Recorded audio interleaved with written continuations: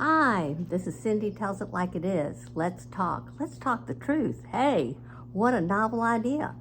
I saw President Trump on the news this morning lying through his teeth.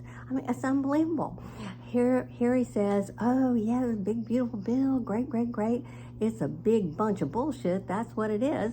But here he is saying all this crap that's blatantly untrue. If people could turn away from Fox News and just watch another news show for 5 minutes, you'd understand. I mean, I knew when I first discovered Fox News were a bunch of freaking liars.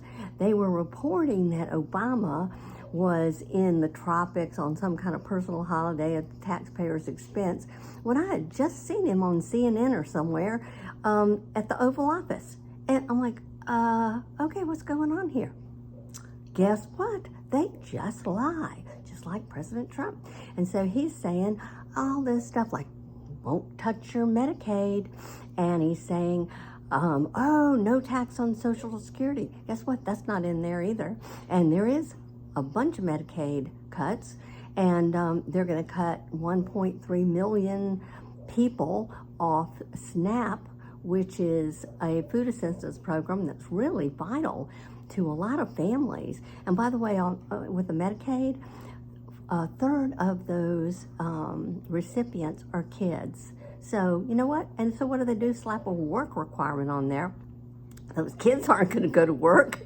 And the other thing is, apparently work requirements have been around forever. They come and go, and they're back on now. But according to people who've been on them before, usually the system doesn't work. It's incredibly hard to prove you have work. I mean, it's just a big nightmare. Then other stuff they're doing that are just so helpful to the American people, just what we want. They're going to make it really harder to get a Pell Grant, make it harder to get any kind of loans to go to school, just everything that we really don't want. But here's the importance of this message today. It is, I then saw some polling that said, American people have their freaking heads in the sand. We are a nation full of ostriches. And people don't even know that Medicaid cuts are coming if the Senate passes this thing. And Trump wants it done by July 4th. Well, there's so many crazy little pieces to this bill. It's like got things in there like the president doesn't need to pay attention to any kind of court to be held in contempt. Oh, just write that in there. But this this woman who's I don't know, she's responsible for taking a bunch of things out of bills she's a parliamentarian. I knew it'd come back to me. Old age, but she's a parliamentarian, so she takes things out of bills that don't belong there. And so one of the things she's supposed to do is, this is a budget reconciliation bill, so it's not supposed to kind of bury within its folds things that have to do with changing laws. So it should be all about budget. So, she's gotten rid of some of the stuff that's in there that was just horrendous. But, it's just ridiculous how they'll just stand up there and lie. This is going to reduce the deficit. No, big no on that. And even the Republicans agree it is going to add trillions, zillions, billions of dollars to the deficit. And there's another little thing that sort of the Republicans passed before, which my friend told me about, which if the deficit goes above a certain level, it automatically triggers cuts in Social Security and Medicare. We don't want that. I think it's Medicare.